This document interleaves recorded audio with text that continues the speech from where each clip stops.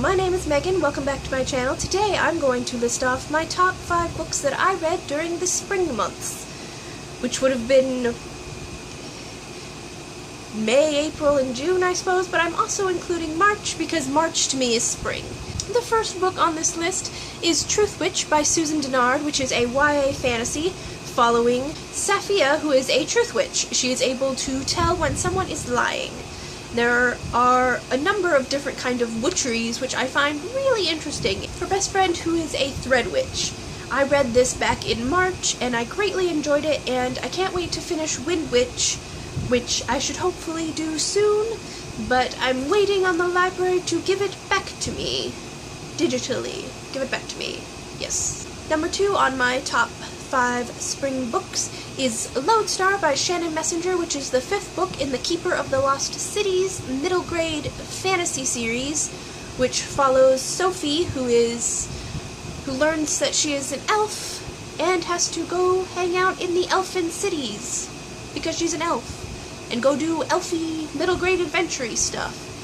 I'm not really sure how to describe this series, but it is one of my favorite series in general, favorite middle grade series, and just series in general. And Lodestar is the 5th book in the series. The 6th book comes out this fall, I believe, Nightfall, and I am super excited for it. The 3rd book in this top 5 is The Dark Prophecy by Rick Riordan, the 2nd book in the Trials of Apollo series. This is the book. I actually own a book. I know. I don't get to own many books, so getting to hold this book in every video I do is pretty exciting. I read this in May, right after it came out. It takes place after the original Percy Jackson series, and it follows the god Apollo, whose father Zeus gets kind of pissed with him, and he casts him down to Earth to live as a mortal and fix the oracle problem. And this is the 2nd book, so I don't know how much I can really say, but you can see that a lot of stuff is happening on just the cover alone. You got some ostriches and helmets, whatnot. I did a book talk earlier on my channel, and I will link it down below, though it's more of a ramble that makes no sense, but I'm going to link it down below anyway. The 4th book on this top 5 list is The Demon King by Cinda Williams-Chima, and basically the entire Seven Realms quartet. The Demon King and the quartet it is the first of, is a young adult fantasy series, and I would say that I know a lot of books describe themselves as the Game of Thrones of YA, usually that isn't the case. I would say if you're looking for a Game of Thrones-esque series in YA, I would personally suggest the Seven Realms Quartet. Even though I don't like the Game of Thrones books, or A Song of Fire and Ice and Fire, whatever the hell it's called, I do like the Seven Realms Quartet and the continuing series, the Shattered Realms series, but that's not part of the top 5. It doesn't get to be here.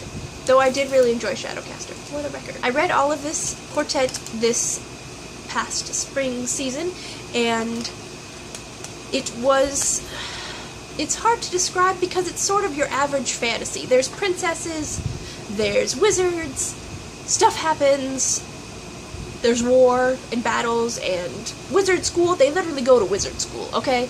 And so it's sort of the average kind of fantasy book that nothing hugely special, but I really enjoyed it. So it gets to be a part of this top 5. That's why it's here. Mama! Mama!